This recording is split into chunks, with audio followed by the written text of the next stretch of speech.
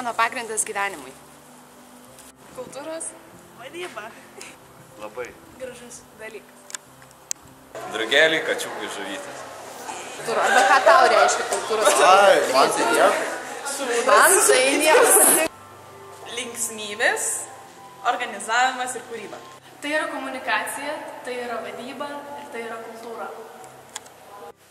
Kūrybiškumas, polėkis, komanda.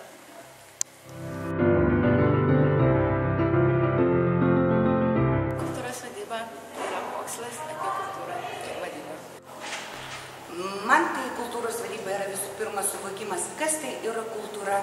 Tai visų pirma vadybos pritaikymas kultūros sampratai ir tai yra fantastiška galimybė bendrauti su visų pasauliu. Tai yra kultūra, vadyba, o po to linksmybės. Vadovai. Kultūra, tai ką aš myliu. Labai lengvas atsakymas, tai būtų pažintis, pinigai ir aišku kultūra. Tiksliau, tai tavo gyvenimas, kai sugalvosi, tai tampa jau kultūra. Savo gyvenimo vadovavimas yra kultūros vadyba. Tai patys gražiausi piešiniai paraštėse. Tai kultūrinės veiklos vadyba mūsų nuomonė yra susijusi su renginio organizavimu. Kaip taisyklingai tą renginį surengti, Kaip įdomiai, prabangiai galų gale.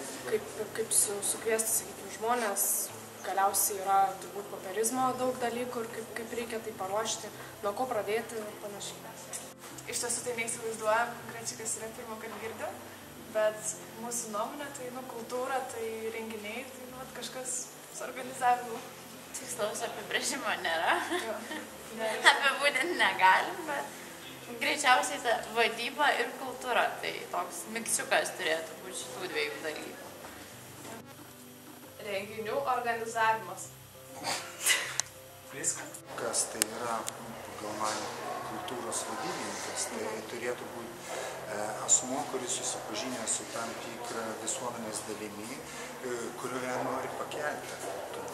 Ir tada, išeinant iš to, jisai turėtų suformuluoti uždavinius ir tikslus, kaip jisai tos uždavinius įgyvendins. Ir tada, gavęs susidaręs tokį planelį, turėtų pradėti įvykdyti.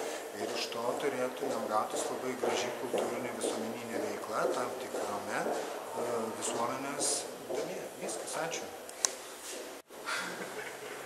Nežinau, vadovauju kultūrai. Mūsų studijų programa mūsų nepažindina su šitą klausimą. Jūsų nuomonė nesusiderina? Absoliučiai. Įsivaizduokit, pavyzdžiui, tokio virtualinė situacija, sakykim taip. Stovi garsusis Michelangelo Buonarroti, tapo savo Madoną, o šalia stovi kažkoks vadybininkas ir jam nurodinėja, tu važiuok su tiktuku čia, tu važiuok kitaip, paimk. Neįmanoma. Kultūrinės veiklos vadyba, manau, kad greičiausiai tai yra susijęs su galerijų organizavimu, kažkokia tai veikla, renginių greičiausiai, taip pat turbūt projektų panašių skatinimu ir galbūt kažkaip organizavimu tų neorganizuotų menininkų. Pati net nepasakyčiau, kas yra kultūros vadyba, taip? Koks tai antras žodis buvo? Kultūrinės veiklos vadyba. Kultūrinės veiklos vadyba. Manau, kad reikia pačius galėti renginius organizuoti, taip sakant, kaupti idėjas, jas perduoti į kultūrą. Pavyzdžiui, mes organizuojam projektą, jau galime pateikti, tarkim, su muzikos veikla, ar su šokio, ar su teatro veikla, pastatyti kažkokią ten spektaklį, tai parodyti. Čia mano tik asmeninis dalykas.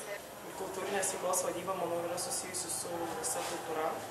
Pavyzdžiui, kaip renginiai visokiausi, kaip sakant, pasikultūrinimai, veikla visuomeninė, manau, tai yra. Kultūrinės veiklos vadyba. Žinokit, neįsivaizduoju. Žinau, kad čia daug kas studijuoja ją. Tiesą sakant, nesu apsišvietęs iki tiek, kad žinočiau, kas yra kultūrinės veiklos vadyba, nes man tai kaip ir nelabai ir rūpi. Veiklos vadyba, tai kur visi studijuoja dauguma ir menedžeriais galės būt gal.